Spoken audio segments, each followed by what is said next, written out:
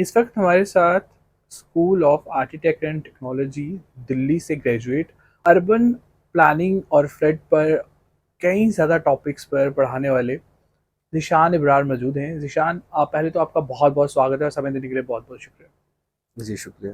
क्या आपके हिसाब से अगर इस बार बारिश ज़्यादा होती है तो दिल्ली डूब सकती है? देखिए, दिल्ली डूबना किसे बोलते हैं? पहले तो हमें ये समझना पड़ेगा। जो हमारे फ्लड डेंजर मार्क है यमुना रिवर का वो है 204, 204 पॉइंट समथिंग मीटर पे है, जो कि 2023 में भी ब्रीच कर गया था, 208 आ गया था। फ्लड का केस हो चुका था, उस टाइम पे भी हेवी फ्लड में कैटेगरी में आ चुका था वो।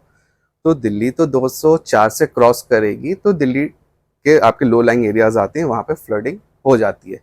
तो हम तो डूबना उसे ही समझ लेते हैं जब आपके डेंजर मार्क क्रॉस करा, दिल्ली का डूबना लो लाइंग एरियाज का वहाँ से स्टार्ट हो जाता है।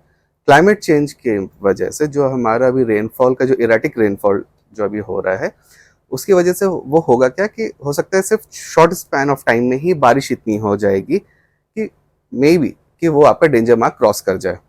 डेंजर मार्क क्रॉस करने से जो फ्लड का जो सिचुएशन क्रिएट हो जाता है हमारे नई दिल्ली एरियाज, हमारे जो पूरा यमुना रिवर फ्रंट वाला एरिया, जो हमारा लो लाइंग एरियाज आ रहा है, उससे जो तबाही मचती है, जो फ्लडिंग का जो नुकसानात होते हैं, उस चीज़ का उस चीज़ के नज़र में हमें वो चीज़ें समझनी पड़ेंगी। कि एक फैक्ट डेटा आपको बता रहा हूँ कि 15 मिनट की बारिश में संगम विहार में 52 मिलियन लीटर ऑफ वाटर आपका एमबी रोड पे आ जाता है, अगर वो लो इंटेंसिटी रेनफॉल हो रही है।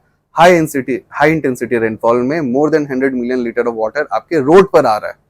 वो पानी कहाँ जाएगा? वो तो रोड पर ही है, वो तो इवापोरेट होगा या फिर नेचुरल तो रहा नहीं, जो आपके इंजीनियर सोल्यूशन है, जो आपके स्ट्रॉन्ग वाटर ड्रेनेज सिस्टम जा रही है उसके थ्रू आप में जाएगा। वो भी ड्रेनेज सिस्टम हमारे इन प्लेस अभी पूरे दिल्ली में नहीं है। तो सबसे पहले तो हमें उस चीज को, सिस्टम को दुरुस्त करना होगा।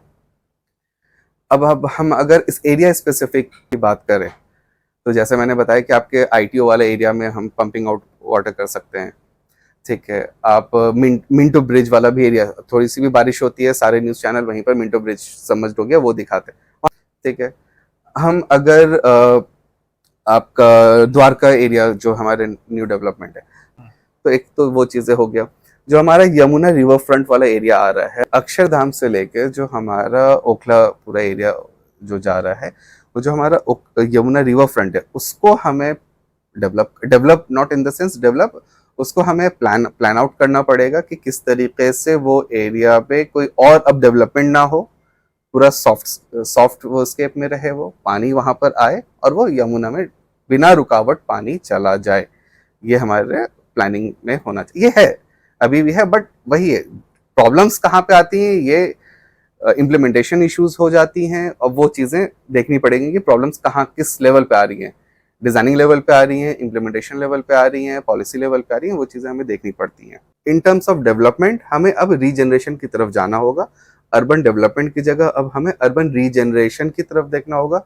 एमपीडी 2041 में भी बहुत अच्छी बात करी गई है कि उन्होंने दिल्ली के टर्म्स में अर्बन रीजनरेशन का एक चैप्टर रखा है, बट वो चैप्टर रखा है, दैट्स वेरी गुड थिंग। अब पर हमें अर्बन रीजनरेशन के टर्म्स में सारे डेवलपमेंट प्लान्स को देखते हुए, वो फ्लडिंग के सिचुएशन, फ्लडिंग का इश्यू हो, चाहे वो लैंड यूज का इश्यू हो, चाहे वो ग्रीन कवर का इश्यू हो, उन सब चीज़ों को के इश्यू को एड्रेस करने के लिए हमें इस लेंस से अब हमें अपने शहरों को देखना हो चाहिए। ये थी दिल्ली से गौहर फारूक की रिपोर्ट न्यूज 18 के लिए।